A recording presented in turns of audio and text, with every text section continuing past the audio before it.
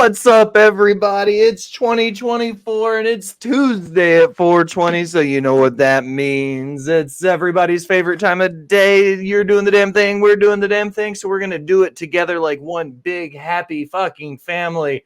I am your host, a chef by trade, no mark by choice. I am the Will Gray, and my right-hand man, he is everybody's favorite Ginger Ninja. He is the co-host of the Wolfpack Podcast, co-host of NXT on Tap, co-host of Sorry for the Interruption, co-host of Botch Bots and Share Shots. But today, he is my co-host for the first episode of Nerdy News at 420 in 2024. It's our boy Jax. Jax, how are you? I'm doing great. It's going to be a great year. Great shows to come. I love Dickosaurus. Welcome back out. It's good to see you. Tommy, oh, happy fucking day. We're back.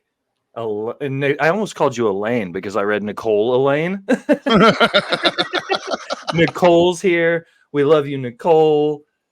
Al says Jax is the hardest working man in podcasting. He absolutely is. Since I got lazy, Jax has definitely picked up the mantle as being the hardest working person. So, Bo, how are your holidays? How are your New Year? I mean, New Year, what's exciting? New Year, it was pretty interesting. I know. Good.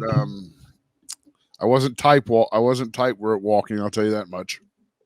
There wasn't a whole lot of balance acts happening. There were some balancing acts. There was balancing to stay up, balancing to stay afloat. Yeah, but no, the holidays were great. I've missed doing this, man. I'm ready to get back at it, get my feet wet. It was a long 2 weeks, to be completely honest. Like, we stopped the last show. We did Botch Spots and Nerdy News and like trivia. All of it got done. And then it was like the first few, like 4 or 5 days, I was like, all right, cool. Just laying around, like trying to take it easy, getting stuff in order. Dude, that second week, drug ass, man. Like yesterday, I was sitting around the house. I was like, I'm genuinely excited to get back to work. Like I'm excited to stream again and get back to it. And like, there's a lot, like all the new shows. It's all right, AJ. I'm glad you're here. The executive producer, EVP of Nerdy News at 420, ladies and gentlemen, AJ Hoover in the house. So yeah, it was just kind of like, it was good. Good holidays, good New Year's, got to see friends, got to see family, took care of everybody, you know, and everything that was important for the time being. What's up, Matt? Pure Skulls in the house.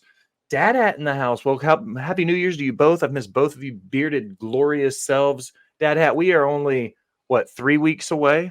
Yeah, 3 weeks. 3 weeks and a couple days away, and then we can touch beards for 48 consecutive hours, my friend. Exactly. So we started Nerdy News last year. What was new and exciting? What's something you've watched? Something you ate? Something you blah blah blah. We did that thing. This is something new. You and I talked about it. We're here for it. Ladies and gentlemen, we're starting Nerdy News 25 days, says Al. I can't fucking wait. I can't wait to see everybody. So, what we're going to start with now in the new year, Nerdy News at 420, it's a tandem offense here between Bo and I. So, our opening segment now in 2024, we're going to call it the host picks. Now, what that means is Bo and I went through all the nerdy news we could find for the show this week, and we each picked out our favorite nerdy news headline. So, Bo, new year, same old stoned ass us. I'm going to let you tee off. What was your host pick this week? What was your pick for what you thought was top of the nerdy news? Well, as you know, I'm a Star Wars fandom. I love Star Wars. So, I'm going to kick it off with Disney has announced 3 new Star Wars movies, including The Return of Rey. They're going to focus on one that's forming the Jedi, one that focuses on the Force. I'm excited. I'm excited to see. I like how Disney keeps just like I'm starting to like the building of all the different universes they have. So you've recently went back and you rewatched all of them. You said you went through chronologically speaking, Yes. which is tough to do. That's a level of fandom that not even I've came across. I've seen all the movies, but I've never watched like the Clone Wars TV show and stuff like that. So I'm a Star Wars fan, but I've never went into the fandom as much as you have.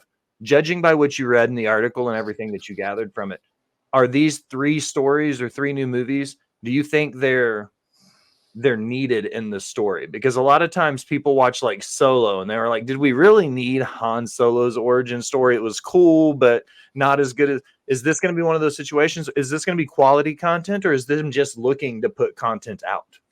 It's going to be interesting to see where they move forward with the Rey saga, because that's a whole new saga. We've only touched base on the last 3 Star Wars movies. I personally think we do need the founding of the Jedi story, because I think that's something that people who don't read the books or play the video games really want to see interpreted on the screen. So if done correctly, these could be some of the best Star Wars movies, because they're going to have almost a clean slate with the Rey saga going forward. Like, Disney now controls the narrative of Star Wars. I think that's okay. We've ran into this problem with Disney a few times where it was quantity over quality. And I said that before, where I was like, and we see it with other entities like Marvel, for instance, where some of the stuff they've thrown out hasn't been as up to par as some of the other content. What I like about what they're doing with Star Wars is you don't hear as much of that backlash from their Star Wars picks. Like, they're very precise with it. Ahsoka was fucking amazing. People blew up about it. Loved it. Like, The Mandalorian was just raved about. So, like, they seem to be hitting it out of the park. What's up, Travis? What's up, Sherry? Thanks for stopping by, you guys. They seem to be knocking it out of the park with their Star Wars creative properties, intellectual properties. So, movie-wise, yes. Park-wise, maybe they should slow down on the park stuff. You and I were just talking about that. Didn't they just make some major changes to one of the Disney parks? Aren't they removing the Star Wars hotel, the Star Wars hotel inside the resort? Mm-hmm. How do you feel about that? I feel that it was way overpriced to start with. It was too much, because as far as monetarily wise. Yeah, I would have loved to go on an experience, but maybe as a walk-through attraction of a starship. I know the queues when you go to Disney are very interactive and stuff, but building an actual starship that you can just do a walkthrough and look at things, that would have been maybe a little bit cooler than a whole ass hotel. Agreed. All right, my turn. Okay. My host pick this week is actually going to segue into our the news and trailer time. My headline comes from IGN, and my friend, this one kind of it left me a little bit. I didn't know how to react to it. Steamboat Willie horror film announced a day after Mickey Mouse enters public domain. Batten down the hatches, says Adele Anchors Range in IGN. Okay, so the long and the short of the article. The earliest version of Mickey Mouse is Steamboat Willie. He's the mouse blowing the whistle, like whistling and playing with the little, like, yeah, exactly. That's Steamboat Willie. Steamboat Willie was renamed Mickey Mouse. Okay. So what went into public domain is the 1928 animated short Steamboat Willie. Okay. So not the actual character of Mickey Mouse. Well, his name is Mickey Mouse in Steamboat Willie, yes. But the entity after that, when he officially got the title, this is Mickey Mouse, this is the character, this is what he's doing, all of that is still owned by Disney. Okay. This one short film, which was the origin of Mickey Mouse, is what hit public domain. So now, because that short film hit public domain, we get the Steamboat Willie horror film. So Steamboat Willie's getting a murderous makeover in a new horror movie based on the classic 1928 animated short featuring Mickey Mouse. A day after the early version of Mickey Mouse from Steamboat Willie entered the public domain, director Stephen Lamort announced the development of horror comedy based on the cartoon, but insisted of whistling at the will. The sadistic mascot will be eliciting a chorus of sequels from a group of unsuspecting ferry passengers. So the whole idea is, Happy New Year to you as well, Sherry. Thank you.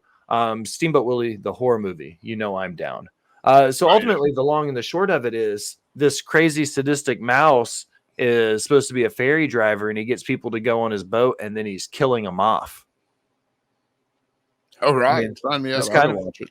it's kind of a direct. I mean, that's short, sweet, and to the point. You take one character, you get one intellectual property to work off of, and the whole story's about a crazy, mad ferry director killing people. Like, makes fucking sense to me. So, what do you think about old Steamboat Willie hitting public domain? I think a lot of things hitting public domain, but I don't want it. Take your time with it. Yeah. Make it a good one. I'm not saying that Winnie the Pooh, when it hit public domain, wasn't a good horror movie. It was rushed because that studio wanted to be the first one to touch it. Take your time, make it a legit badass horror movie. Don't just get your Kodak fucking hand camera and a boat in your backyard and film a movie just because, oh, I was the first one to touch Steamboat Willie. No, take your time, do it right. Let people think that Steamboat Willie can be a viable horror option. What are the chances this production house has been working on this movie for like the last 5 years, knowing this was going to happen? There's a pretty big fucking chance. I would think so. There's a pretty big fucking. This story's been written for years. All right. So those are the host picks, ladies and gentlemen. Let's the reason why we're here for the most part. Let's get into some nerdy news.